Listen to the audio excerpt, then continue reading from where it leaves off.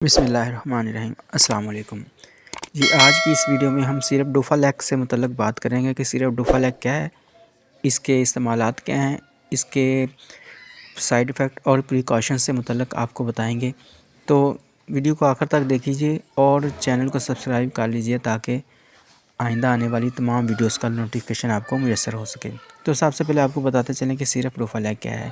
یہ ایک قبض کی ایک بہترین اور عام طور پر مشہور دوا ہے جو لیکٹولوز یعنی ڈوفالیک سیرپ جو لیکٹولوز کے امراض کے لیے استعمال کی جاتی ہے، جو آنتوں میں پانی کو کھینچ کر سٹول کو نرم اور نکالنے میں یعنی اوسموٹک لیکزیٹیو ہے، اور یہ قبض میں بہترین یعنی کہ قبض کو توڑنے کے لیے استعمال کی جاتی ہے، اور یہ دوا آنتوں کی حرکت کو بہتر بناتی ہے اور جسم سے زہریلے مادے خارج کرنے میں مدد دیتی ہے جی۔ یہ دائمی اور شدید قبض کے علاج کے لیے، اس کے علاوہ یہ ہاضمے کو بھی بہتر بنانے کے لیے استعمال ہوتی ہے۔ وہ پیشنٹ جو کوما میں ہوں یا لیور یا ہارٹ پرابلم میں ہوں، یعنی کہ جن کا قبض یعنی کہ ان کی پرابلم یعنی بیماری میں اضافہ کرے، ان کے لیے یہ سیرپ استعمال کیا جاتا ہے تاکہ ان کو کانسٹیپیشن یعنی کہ قبض نہ رہے۔ تو یہ ان کے لیے بہترین میڈیسن ہے۔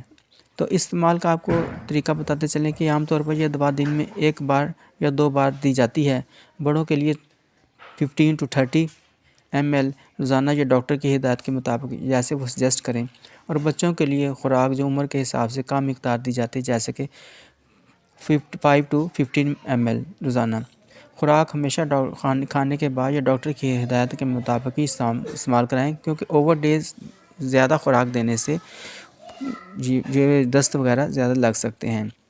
دوا کو بہتر نتائج کے لیے پانی یا جوس کے ساتھ بھی لیا جا سکتا ہے۔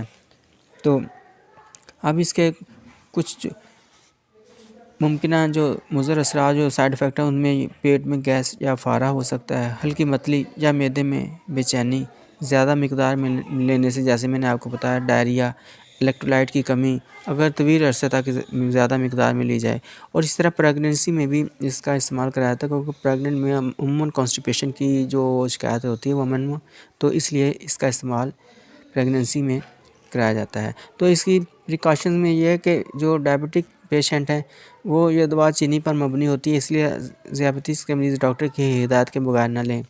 اس طرح جیسے میں نے آپ کو بتایا کہ حاملہ خواتین استعمال سے پہلے ڈاکٹر سے ضرور مشورہ کریں، اور اگر قبض طویل عرصے تک برقرار ہے تو بغیر ڈاکٹر کے مشورے کے ہرگز استعمال نہ کریں۔ اب اس کی پرائس سے متعلق آپ کو بتاتے چلیں کہ یہ 250 to 300 یعنی کہ مختلف شہروں میں اس کے پرائس کو مختلف ہیں، 250 سے 300 روپے تک کی اس کی جو دستیابی ہے۔ تو مختلف یعنی کہ میں نے جیسے آپ کو بتایا کہ ملک کے مختلف شہروں کے مطابق جس میں اس کی قیمت میں فرق ہو سکتا ہے۔